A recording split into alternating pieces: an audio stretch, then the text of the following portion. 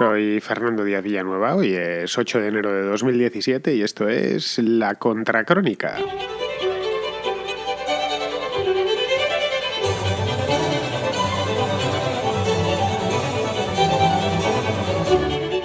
Pues hoy, además de ser 8 de enero, es el primer domingo operativo del año 2017. Y aquí todos los domingos, en este programa, en La Contracrónica, lo que se hace es que hablan los oyentes. Los oyentes preguntan y comentan cosillas. Es el programa Preguntas y Respuestas que yo al principio no sabía si iba a funcionar bien, pero que llevamos ya un montón de entregas y que seguirán este año mientras sigáis participando. Esto desde luego. Y hay muchísimas, no van a entrar todas, como suele suceder todos los domingos, de ahí que luego tenga que espaciarlas durante el resto de la semana, pero bueno, voy a intentar que entren las más posibles, así que no quiero perder ni un segundo más y pasamos directos a la contracrónica especial de preguntas y respuestas.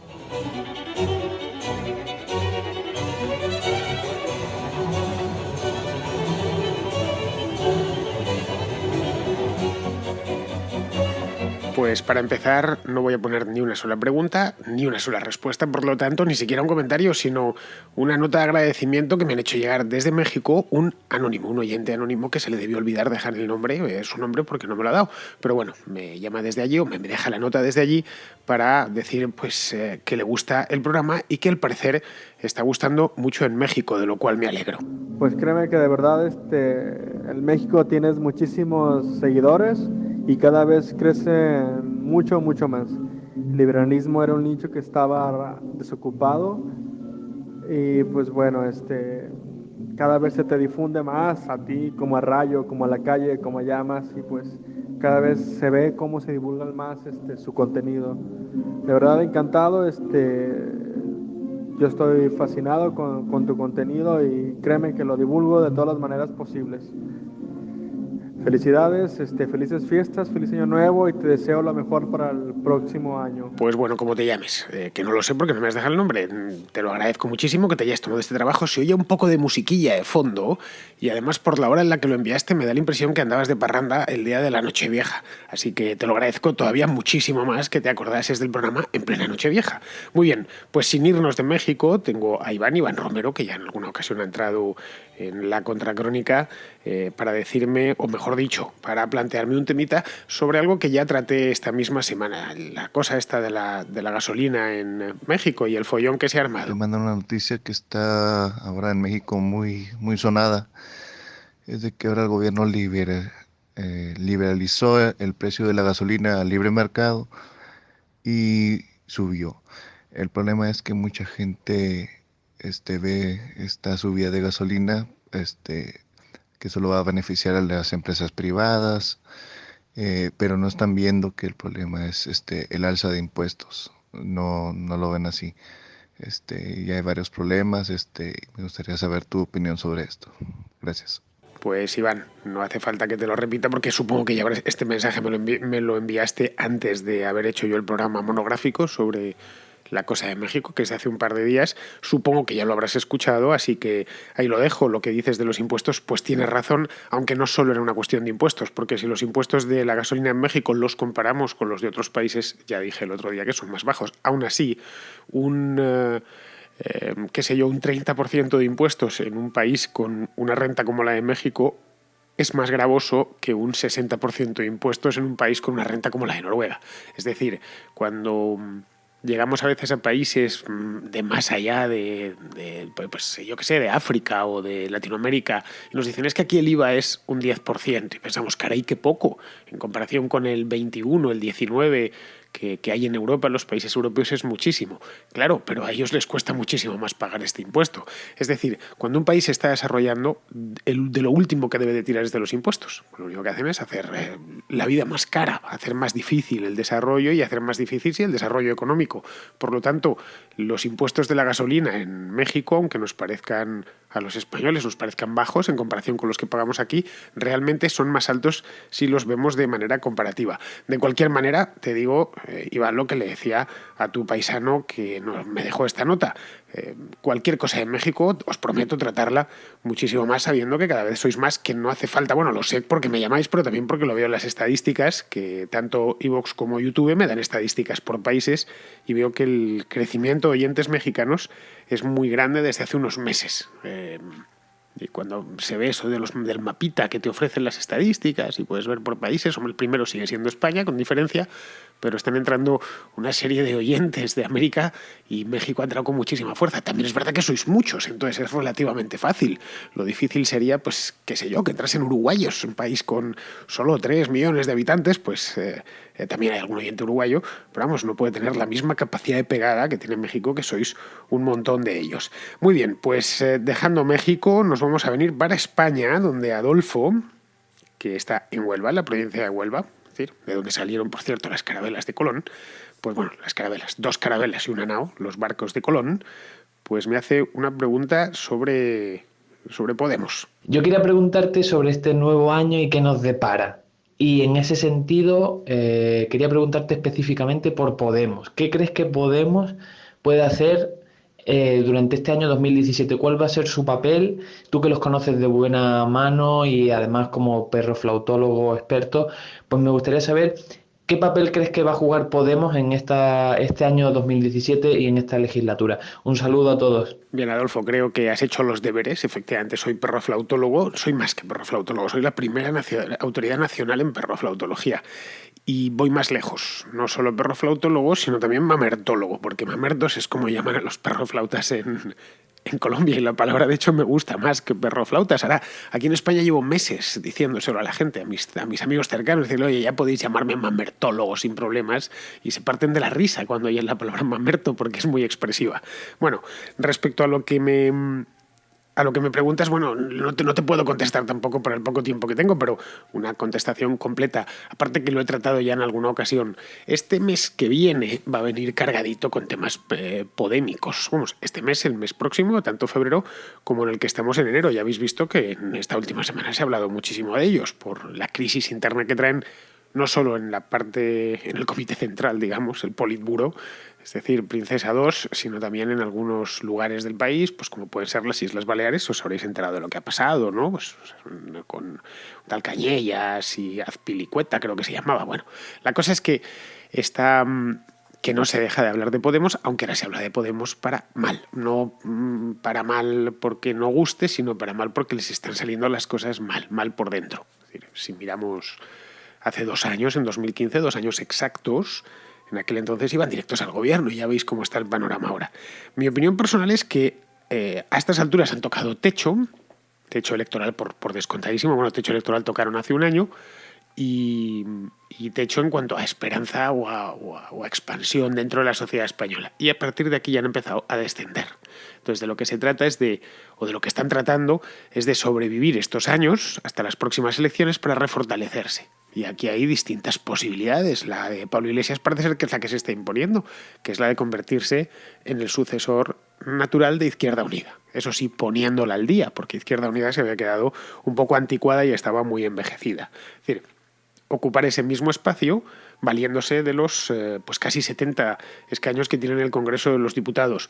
Ojo, no es mala estrategia. Si lo consiguen, si realmente España pasa a tener a lo largo de la próxima década un partido comunista, con otro nombre, pero en esencia un partido comunista, con 70 escaños en el Congreso de los Diputados y otros tantos en el Senado, se podrá decir y opciones de entrar en un gobierno de coalición, se podrá decir que la estrategia de Pablo Iglesias ha sido la adecuada. Entre tanto, bueno, pues supongo que todavía les queda, por lo menos hasta la llegada del Congreso, durante el Congreso y quizá un poco después, les queda de sacarse los ojos. Más allá de ahí no puedo decirte nada, sería pura especulación. De hecho, ya la que te estoy diciendo es especular, pero bueno, sería una especulación suicida. Si te dijese, pues dentro de un año Podemos va a estar así, o sea, la verdad es que no tengo ni idea, pero vamos, no son ya ni sombra de lo que fueron hace solo año y medio. ¿Qué pasaría si se legalizasen las drogas? Y el impacto moral, porque creo que la sociedad es muy moralista en torno a esto, y en realidad hay muchos consumidores de drogas.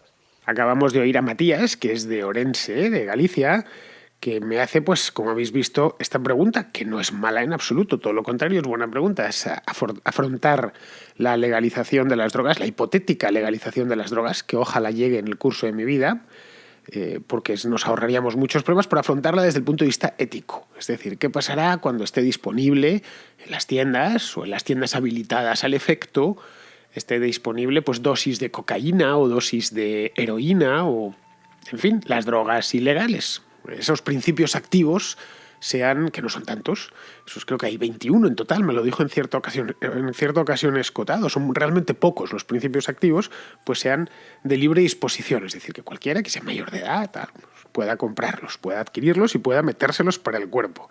¿Consumiría más gente eso? Pues no, yo personalmente creo que no.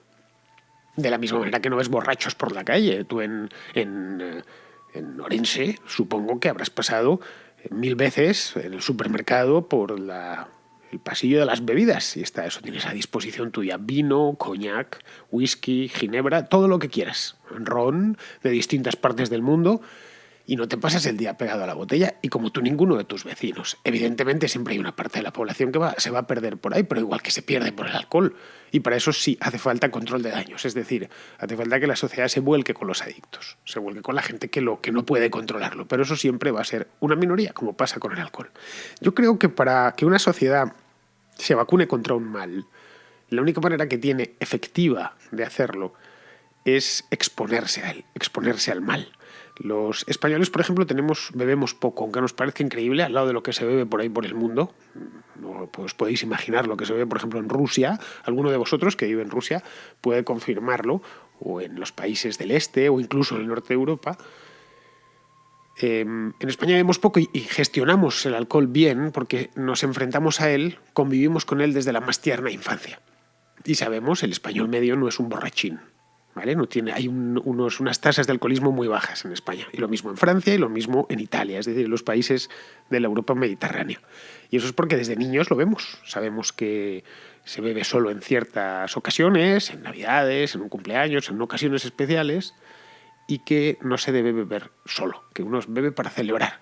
El resultado es que como desde niños desarrollamos una relación directa con el alcohol, sabemos gestionarlo, hemos domado a la fiera.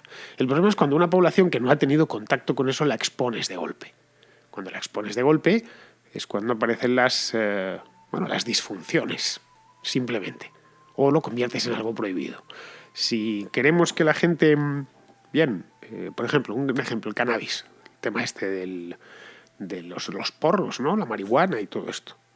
En el norte de África, en Marruecos, en Argelia, en la cordillera del Atlas, se fuma tradicionalmente. Es una especie de sustituto del alcohol, teniendo en cuenta que son musulmanes, y nunca ha pasado nada. En cambio, fumarse un peta de marihuana en Europa supone, pues no voy a decir que sea un drogata, pero todavía conserva un estigma social.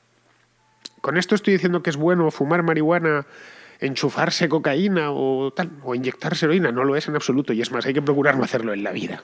Así lo digo, sinceramente. De la misma manera que hay que procurar evitar el consumo de bebidas alcohólicas todo lo que se pueda y reducirlas a momentos muy concretos del año. Todas las drogas son esencialmente venenos. Simple. No hay que ser abstemio, ni muchísimo menos, pero hay que, en función de el peligro que implica, pues qué sé yo, el coñac, que es un licor muy fuerte, el brandy, vamos, o el whisky, pues hay que medirlo mucho. Y la mejor manera de hacer eso, de aprender a convivir con ese mal, con ese veneno, con ese monstruo, es, exponerse a él, y exponerse a él desde la infancia.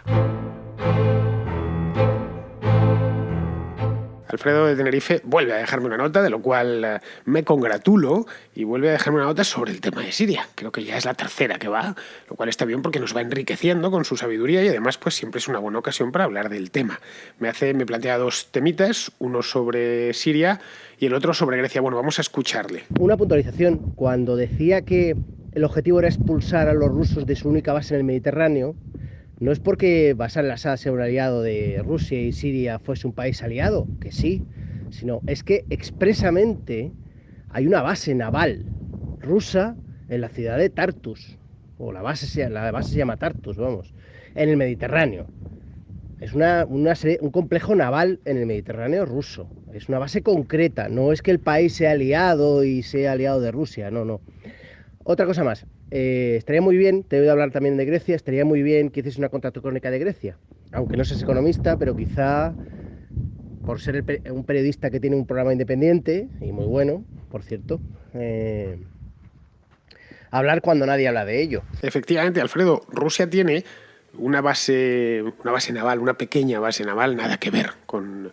no es una base... Puedes buscarlo por internet y verás que es una base pequeñita, son 2 o 3 muelles, en la ciudad de Tartus, que está en la costa de Siria, pegado, por cierto, al Líbano, al sur. La costa de Siria va de norte a sur, de la frontera turca a la frontera con el Líbano, pues está cerquita. De hecho, en el pasado Tartus fue una ciudad fenicia, pero muy, muy, muy en el pasado. Si os fijáis, tiene cierta lógica que exista esa base. Esa base existe desde tiempos de la Unión Soviética y tiene la lógica propia de la estrategia que tuvo que desarrollar la Unión Soviética, primero el Imperio de los Zares y luego la Unión Soviética, para poder dotar a Rusia de salida al mar. Diréis, pero si Rusia ya tiene salida al mar, tiene un montón de costa en el Mar Negro, tiene un montón de costa en el Mar Báltico, pues efectivamente tiene costas sus 2 principales costas en el lado europeo están en mares cerrados. Es decir, para salir del puerto de Odessa, por ejemplo, mandar un barco de guerra, tienes que pasar por el Bósforo y los Dardanelos. Y es bueno, pero si estás en paz con Turquía, ya, pero te ven pasar el barco. Y para salir del Mar Báltico, es decir, un barco que salga de San Petersburgo, tiene que cruzar el Sund, es decir, tiene que pasar por delante de la ciudad de Copenhague, lo mismo. Entonces, uno de los grandes esfuerzos, primero de los zares y luego de los zares rojos, fue dar salida a los barcos por mares abiertos, o más abiertos, por lo menos. De ahí, por ejemplo, la ciudad de Murmansk, que fue creado, el puerto de Murmansk fue creado muy pegado a la frontera de Noruega, en el océano glacial ártico. Eso se hizo ahí porque otro puerto que estaba más al sur, el de Arkangelsk, se congelaba en invierno, mientras que Murmansk era un puerto libre de hielo durante todo el año gracias a la corriente del Golfo. Y en el sur, en el Mediterráneo, para poder evitar pasar por los estrechos, pues llegaron a un acuerdo con el gobierno sirio, hará ya pues 40 y muchos años, en los años 70 o por ahí, o los años 60, creo que fue en tiempos de Brezhnev, pues eso, para tener barcos, para tener un destacamento más allá de los estrechos, más allá del Bósforo y de los Dardanelos. Simplemente obedece a razones estratégicas.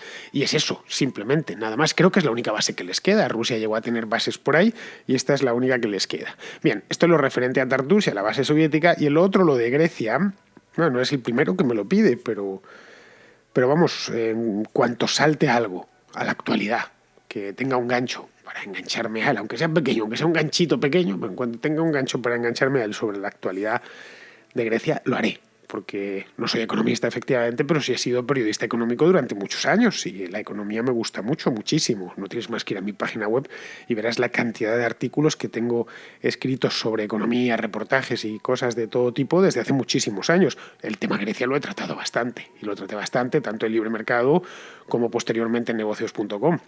Lo llevaba muchísimo porque además me gustaba. Pero bueno, sin entrar en más detalles, yo creo, por la exposición que nos has hecho, que confundes Estado griego y los intereses del Estado griego con Grecia y los intereses de los griegos, simplemente. Es decir, cuando dices que van a tener que vender esto o lo otro, lo va a tener que vender el Estado. A mí me da igual que los aeropuertos sean de una empresa alemana o de una empresa sueca. Lo que quiero es que funcionen, simplemente, y que generen riqueza y que no me cuesten dinero vía los impuestos. Es decir, la historia esta de que esto es una lucha de estados para ver el Tercer Reich, los alemanes, realmente Grecia les ha costado una fortuna. Pero bueno, no voy a ir más lejos porque si no me comería entero el podcast. Muy bien, vamos a seguir. Tenemos a Carlos, que está en Denia. Denia es un pueblecito precioso que está Denia está en la provincia de Alicante, aunque yo creo que más cerca de Valencia. Está justo muy cerquita del Cabo de la Nao. Os digo porque estaba en Denia. Estaba ahí en un par de ocasiones. Entonces, es un lugar bien chulo. Bueno, pues ahí en Denia está Carlos, que me plantea un tema sobre educación pública. Y mi pregunta viene porque el otro día estaba discutiendo con unos amigos sobre la educación pública en España. Después de haber utilizado un par de argumentos me quedé sin munición y no pude seguir defendiendo mi postura. Así que vengo a pedirte ayuda. ¿Cómo venderías tú la liberalización de la educación? La pregunta sería más o menos, ¿cómo vendería yo la liberalización de la educación? Pues no lo sé, probablemente con la palabra mágica, o las dos palabras mágicas, que son libertad de elegir. Esa yo creo que es la mejor manera de venderle a unos padres que la educación quede liberalizada. Diremos, ¿y qué es la liberalización? Ojo, utilicemos bien la palabra. No ha dicho privatización, sino liberalización. Yo la liberalización de la enseñanza la considero o creo que sería el cheque escolar o algo parecido al cheque escolar. Es decir, con un sistema de cheque escolar que el Estado seguiría pagando la educación, por lo menos la educación básica, hasta los 16 años, pues lo que haría es a cada padre le daría un cheque a principios de año, en el mes de septiembre, para que escolarizase a sus hijos en el colegio que creyese conveniente. Simplemente. Esto supondría que los colegios estarían gestionados por entidades privadas. Una palabra. Es decir, yo puedo llegar a aceptar, llegado un momento, que el Estado financie la educación. Puedo llegarlo a aceptar. Ahora, que la gestione, que los profesores sean funcionarios. Eso ya no me parece... Es decir, es que más enseñar o dar al Estado, que no hace nada bien, entregarle algo tan importante como la educación, en fin, me parece de locos, en serio. Lo que toca el Estado lo arruina. Cualquier cosa, cualquier sector, cualquier tipo de empresa, todos sus empeños, menos dos, que los hace bien o de manera competente, que son la propaganda y la guerra, nada más. El resto todos los hace mal. Todos, absolutamente todos, porque los hace movido por una serie de incentivos que no son los de hacer las cosas bien, sino el de hacerlas mal o bien para unos pocos, que son los para los que gestionan el Estado. En algunos países esto del cheque escolar, esta liberalización, se ha llevado a cabo y ha funcionado muy bien. Y hay pocas quejas, hay más diversidad educativa y más variedad y mejor calidad educativa. Los padres están más contentos, pueden elegir el colegio. Hay más, ya digo, más variedad de colegios. Hay colegios en los que se imparte religión, en otros no se imparte religión. Colegios más progresistas, otros más conservadores. Bueno, más para que el sistema educativo sea más parecido a lo que es la sociedad y no el lecho de Procusto, que es la educación pública, para todos igual. Vamos a fabricarlos como chips en una fábrica, igual.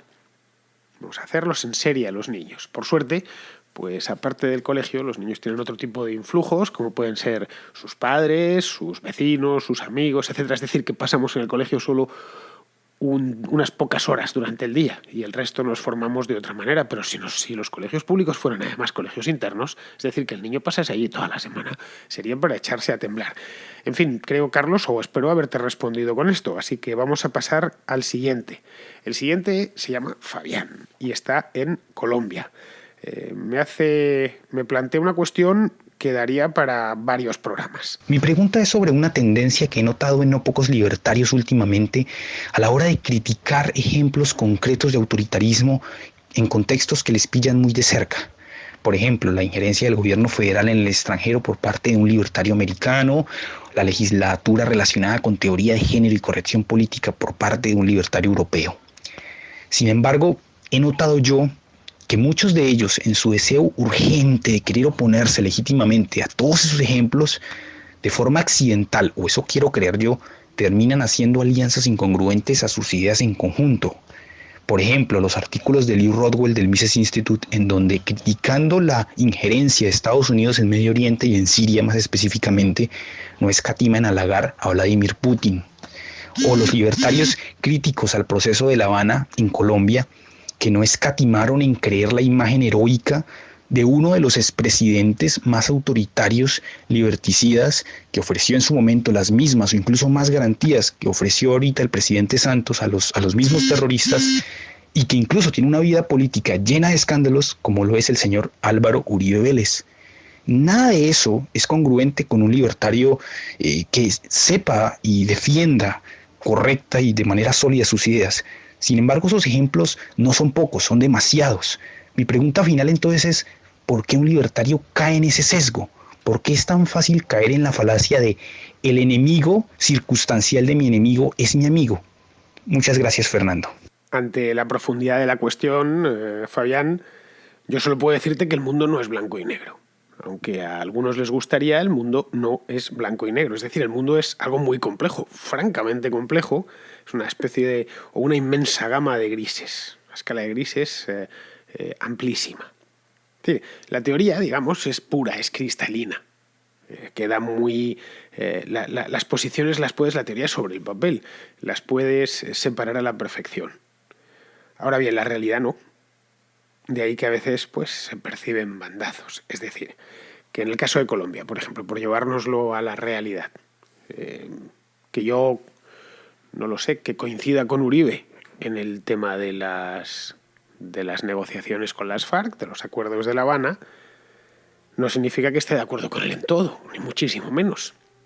Claro, yo no soy colombiano ni vivo en Colombia, ni siquiera Uribe ahora es presidente de Colombia, pero si tuviera que darle la razón en algo se la daría sin ningún problema.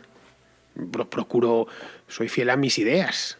Ahora, en esas llevadas a la política, pues se pueden encarnar en distintos personajes y en distintos partidos, simplemente. Mis ideas, pues, las puede encarnar, no es broma, partidos tan lejanos entre sí como pueden ser Podemos y el Partido Popular, en la realidad, llevadas a un programa electoral. Y así con todo. Es decir, a fin de cuentas la política es binaria. Es decir, estás con A, estás con B o estás con C. Y si estás con A, estás contra B y estás contra C. Una de las razones por las que yo nunca me metí en política, tampoco es que tuve muchas tentaciones, si os soy sincero, fue precisamente esa. Es decir, yo no puedo hacerme un programa entero, un programa completo, que ni siquiera he redactado yo. Y tengo que hacer lo mío y tengo que defenderlo. No, esto hasta aquí podríamos llegar. Eso pasa mucho en los partidos políticos, que te dicen que cuando se lo vas a echar en cara te dicen, ya no, yo en esta parte no creo, pero... Bueno, pues bien, adelante, hazlo tú. Pero yo no tengo por qué hacerlo, de ahí que jamás ni siquiera afiliarme ni nada por el estilo. Ahora, eso no quita para que tenga presente, muy presente, que el mal menor existe y está ahí. Es decir, un gobierno de Uribe sería menos malo que uno de Tiro Fijo. En esto creo que, Fabián, tú y yo estamos de acuerdo. Puestos a elegir para llevar a la Casa de Nariño a un tipo, yo me quedo antes con Uribe que con Tiro Fijo. Y antes con Santos que con Tiro Fijo. A ver si me entiendes. Es decir, podemos, te puedo decir, trayéndomelo o llevándomelo a un sistema y no tanto a una persona. El sistema político español, nuestra monarquía parlamentaria, pues puede tener, y tiene de hecho, muchos defectos y muchas disfunciones, que a la vista están de cualquier analista que se baje al terreno y las estudie y tal. Bueno, ahora, con todos sus defectos, la monarquía parlamentaria en España es menos lesiva para la libertad individual, que es, a fin de cuentas, el primer principio político que a mí me mueve, o que mueve el motor que mueve mis ideas, pues bastante menos lesiva para la libertad individual que, por ejemplo, el de Venezuela, la República Bolivariana de Venezuela, simplemente. Dirás, bueno, entonces con esto estás diciendo que estás de acuerdo con todo lo que se haga en nombre de la Constitución española. No. O con todo lo que haga el gobierno español y en contra de todo lo que haga el gobierno bolivariano. No estoy diciendo eso. Estoy diciendo que, como son básicamente paquetes, pues tengo claro que el mal menor en este caso sería nuestra monarquía parlamentaria al lado de la República Bolivariana. En fin, más o menos no tengo más tiempo para este tema, como ves, y he advertido antes, pues iba para largo y esto nos podría dar, porque nos meteríamos ya en cuestiones más puras de teoría política, pero vamos, la cosa aproximadamente va por ahí. Aitor está en Madrid y me manda un mensajito sobre un asunto del que creo que no he hablado en ningún momento. En casi el año que llevo haciendo la contracrónica, como voy a hacer un año este mes, nunca he hablado del tema de las vacunas y por lo tanto no he podido dar tampoco mi opinión. Bueno, es que no, repito, no se ha dado nunca el caso no ha estado nunca en la parte de la actualidad, por eso no he hablado de eso, no he hablado de este tema. Pero bueno, vamos a escuchar primero a Aitor para que nos formule la pregunta. Te quería enviar otra pregunta relativa a las vacunas y desde un punto de vista, bueno, de la libertad individual también. Creo que es un tema un poco chocante. A ver, yo estoy totalmente a favor de las vacunas, como no podría ser menos. Creo que ha sido un invento sustancial para la mejora de la calidad de vida y de la reducción de la mortalidad infantil a grandísimas escalas. Pero bueno, hay una corriente de magufismo en las redes que bueno, asocian vacunas con autismo y con todo tipo de males. Y por desgracia hay muchos padres que están dejando de vacunar a mis hijos. Entonces, claro, uno puede argumentar que está en el campo de su libertad individual no vacunar a tu hijo. Pero claro, si tu hijo va con mi hijo a la misma escuela, y el tuyo no se ha vacunado y el mío sí, bueno, está interfiriendo con la libertad de mi hijo a estar sano, en este caso. Y también hay otro aspecto importante, es que las vacunas son efectivas en la medida en que un grupo mínimo de población, que es bastante grande, a lo mejor es un 80, un 90, un 95%, no sé la cifra, estén todos vacunados. Entonces, en el momento que uno empieza a renunciar y que, bueno, las campañas estas de Internet tienen suficiente publicidad como para que algunos se las crean, pues claro, está perjudicando al resto. Entonces no sé ahí hasta qué punto el Estado debe coaccionar o forzar a los padres a una vacunación o imponer medidas que obliguen a esa vacunación. No sé, quería saber tu opinión sobre este aspecto. A ver cómo te lo explico. A mí lo de no vacunar a los niños me parece un disparate. Sí, te soy sincero. Me parece un auténtico disparate, de verdad, te lo digo. Este movimiento antivacunas, que viene desde hace unos años ya, lo único que, bueno, ahora con la difusión de Internet, redes sociales y demás, hasta las locuras más minoritarias parece ser que son tendencias, y no es verdad. Es decir, la cantidad de gente que no vacuna a sus hijos es muy, muy pequeña. No te imaginas hasta qué cuesta encontrar a alguien que no está vacunando a sus hijos, a no ser que te muevas en esos ambientes. Si no, no es habitual. Gente quiere, como es lo normal, lo mejor para sus hijos, y saben que las vacunas para muchas enfermedades pues son un seguro. Pero bueno, esto no significa que en el futuro, si son capaces de hacer la suficiente publicidad para su causa y demás, pues consigan aumentar ese porcentaje de gente que no se vacuna. El tema de o la manera por la que lo defienden, por la que atacan, mejor dicho, defienden su postura, va más allá del tema del autismo. A mí me han defendido de todo tipo de cosas, que cuando te metes, o me han dicho que cuando pones una vacuna, pues van con la vacuna, te estás metiendo aluminio, mercurio y cosas por el estilo. Todas son fáciles de rebatir, si te soy sincero. Yo he hablado con gente, con especialistas en esto, pues no sé, lo del aluminio, pues aluminio estamos ingiriendo y bebiendo continuamente, en cantidades pequeñas, mucho más pequeñas de las que llevan las vacunas. O que, qué sé yo, que si al niño lo vacunas, pues va a haber, va a tener problemas de alergias y cosas por el estilo. Bien, no aportan ningún estudio concluyente o ningún gran estudio que defienda su postura, pero bueno, no voy a entrar en desmontar lo de las vacunas, que además tampoco creo que sea la persona más adecuada, pero bueno, sí es algo sobre lo que he leído a lo largo de los últimos años. Bien, que yo considere que es un disparate y que crea personalmente que hay que vacunar a los niños y que te invite a ti, si tienes un hijo, a hacerlo, no significa que quiera obligar a nadie vía el Estado para que vacune a los niños, a sus hijos, no a los míos, evidentemente. A los míos lo decidiré yo, pero no a los hijos de los demás. Porque esto que me comentas de que, claro, si tú vacunas a tu hijo, pero el vecino no y van al colegio, pues tu hijo está en riesgo. No, el que está en riesgo es el otro, es el que no está vacunado. Es decir, si hay un brote de cólera, pongamos por caso, pues el afectado será el niño no vacunado, no el niño vacunado. Es decir, las vacunas, en resumidas cuentas, son un gran invento, un invento magnífico, extraordinario, que ha ahorrado millones de muertes a lo largo de los últimos 2 siglos y pico, porque las vacunas son de finales del 18 y a principios del 19. La primera vacuna fue la de la viruela, que inventó Jenner, y ni se sabe la cantidad de sufrimiento y de muertes que han ahorrado. Es uno de los grandes inventos de la humanidad. Pero bueno, salvando las distancias, también lo es la epidural, que es esta anestesia especial que se ponen las parturientas. Y hay mujeres que no la piden. De hecho, hay mujeres que piden parir con dolor, ¿no? Al estilo bíblico.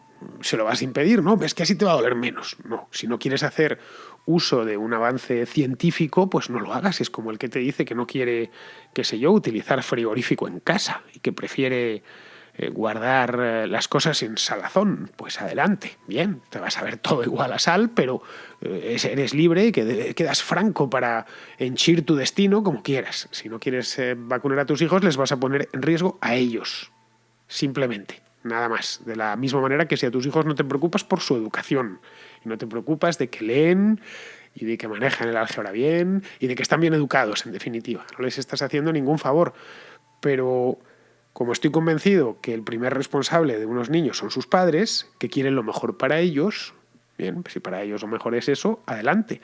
Se exponen a enfermedades, pero bueno. En fin, pues nada, queridos amigos, se me ha ido el programa, como habéis podido ver. Y antes de que se me vaya, os voy a recordar, os lo advertí que os iba a recordar todos los días, lo del contralibro. Ahora, le voy a cambiar el nombre a la sección. Y os voy a explicar por qué, porque me ha escrito uno de vosotros, no me ha dado el nombre, le he pedido ya que me lo dé, para que le cambie el nombre. Me dice que no tengo mucho gancho yo con el tema de las... que no tengo mucha mano, lo tengo aquí delante, ¿no? Me dice... te tengo una alta estima como analista, pero que tu ingenio a la hora de poner nombres es francamente cuestionable. Pues no te digo yo que no. La verdad, a cambio pongo unos motes de puta madre. Eso todos los que me conocen lo saben, que soy un gran motero, que pongo muy buenos motes y los he puesto desde la niñez. Bueno, nos dice por la elección del título del contralibro, pues que se le ocurren otro que es muchísimo mejor y así se lo he reconocido. Así que ya sabes, si estás escuchándome tu nombre, al menos te podamos dar el crédito, al igual que la sección en sí. Esto proviene de, creo que es Xavier Eguren, que se la creo, si mal no recuerdo, de Bilbao. Bueno, pues tú serías el dueño del nombre. Me propone la contraportada. No sé qué os parece a vosotros. A mí me parece mucho mejor, sinceramente. Me dice que no lo malinterprete, no malinterpretes mi crítica. Yo una crítica jamás la malinterpreto, al contrario. Me encanta que me critiquen. Es de las cosas que más me gusta del mundo. Pero siempre que la cosa ya no sea un insulto detrás de otro, que entonces no aporta nada, pues la crítica está fundamentada y además soy de los que cambia opinión si tengo que hacerlo. Bien, la contraportada, ya no contralibro, pues le tengo que hacer una cabecerita, entonces pues estábamos a tiempo todavía de cambiarle el nombre, será el día 17. Es decir, está a la vuelta de la esquina, el día 17 de enero. Esto no hace falta que os lo diga, es un librito, me habéis mandado ya unas cuantas, tengo ya una carpetita abierta en el ordenador, un librito que os haya gustado, que no os haya gustado, que lo que sea. 1 minuto, eso sí, lo digo porque alguno me ha enviado hasta 4 minutos y ya se lo he tenido que decir, que no hay tiempo. Si cada uno de vosotros me mandéis 4 minutos, necesito toda la tarde de programa. 1 minutito sobre el autor, libro, etcétera. Podéis meter, como en alguno ha sido el caso, que he metido dos libros, bueno, estos dos, y todo esto al siguiente número, que es el 690-827909, con el más 34 si estáis en un móvil que no es español. Ya sabéis, lo haremos como, bueno, qué caray, para el sábado que viene, exactamente. Es decir, que está a la vuelta de la esquina. Yo, entre tanto, voy recibiendo y voy guardando. Los iré sacando por orden estricto, orden cronológico, digamos, para premiar a los que primero se apuntaron a este invento. Muy bien, queridos amigos, pues con esto me despido de vosotros. Hasta mañana.